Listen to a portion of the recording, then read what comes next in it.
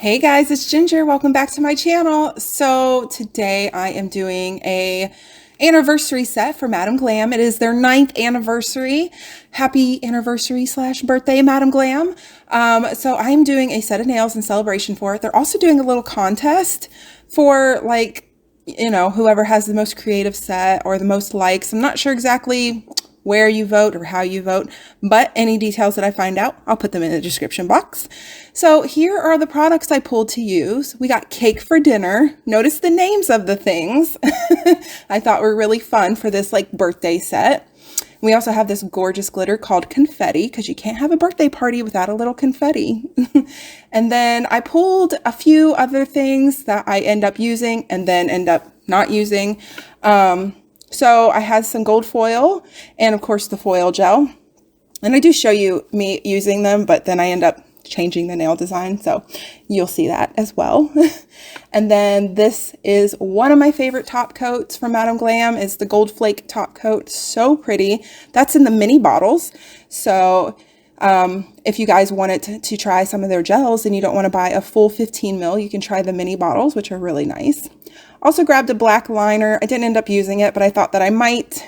And then the gold gel paint, which is so beautiful. Look at how stunning that is. Oh, yum.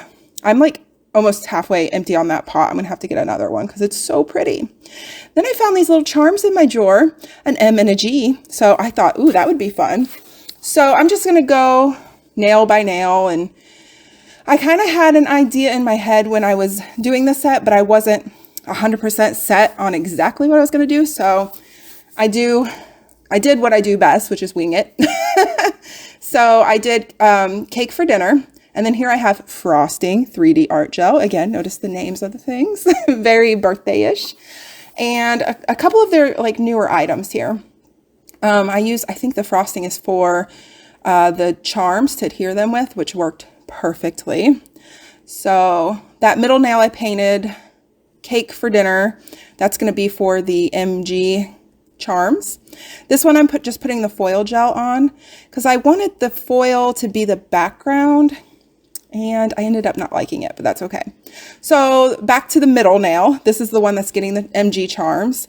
So this one, I want it to have that kind of purpley, pinky cake for dinner background, but I also wanted it to have a bit of a white center. So I just applied Après Ski, I believe is the milky white. And then I just concentrated it toward the middle and held the nail upside down until I got it where I wanted it. Back to the foil nail. That has cured in the light for 60 seconds. And then I am using their silicone tool, which is amazing. I use this for a lot of things in this design. And there is the full foil nail, which is stunning, by the way. That foil is just absolutely gorgeous. I believe that came in the advent calendar box one year for Christmas. So then I decided to put the confetti over it. Now, I really like this look. It's kind of Mardi Gras, but I also wanted to put some gold accents on top of it.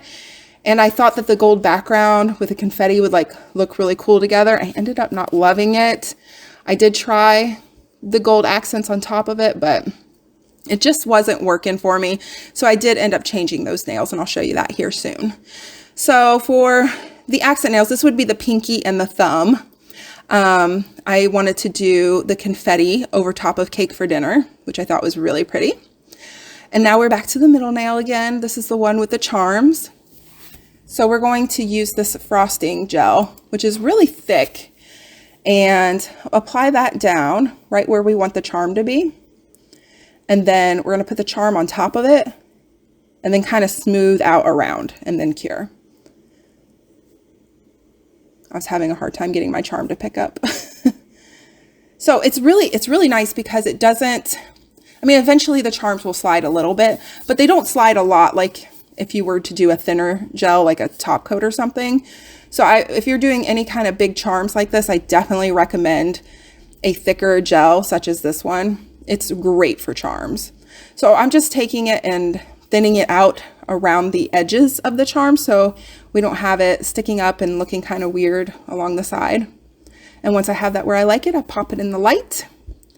So I was liking how this looked, but I wasn't 100% sure about the gold nails. So I try to add some gold. This is the gold flake top coat to the confetti nail, but it still wasn't tying it all in together for me. So here I am going in with the gold flake top coat again. Now I could have done this first, but I knew I wanted to top coat around the charms anyways. So this is a nice no wipe top coat, and it's got those flakes right in it, which is really nice. So here is their like 3D sculpting gel. This stuff is so cool. So I haven't really played with this before. And I know several companies have a version of this out, but I was really excited to play with this. So you can kind of like mold it between your fingers, and I wanted to do a big giant 3D 9. So that's what I'm attempting. And I put it on this gold confetti nail. Like I said, I ended up not liking it, but you'll get the gist of it. I'll show you here. So once you get it rolled out, then you kind of just stick it on. And then it was a little hard to let go of. You see how it stuck to my fingers there? If you squeeze it a little too hard, it kind of sticks to you and gets a little gummy. But if you take a little bit of isopropyl alcohol and put it like on your finger or here on the silicone tool, I'll show you, it helps make like a slip layer. So this stuff kind of reminds me a little bit of poly gel, only it's firmer, a little bit thicker. So there's the 9, and then I paint it with the gold gel paint. I love the gold gel paint. It's so pretty. And it just wasn't popping off the nail for me. So that nail got scrapped. So this is the new nail. We're gonna do the 9 again. Oh no, this one we're doing balloons. Okay.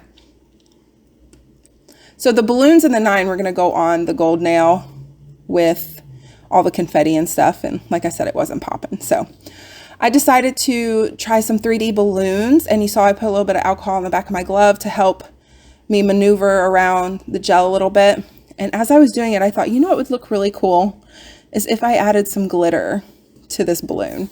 So I got some chunky confetti looking glitter out of my drawer, and I pull the nail or the balloon off of the nail, and I just kind of roll it in the glitter, as you see here,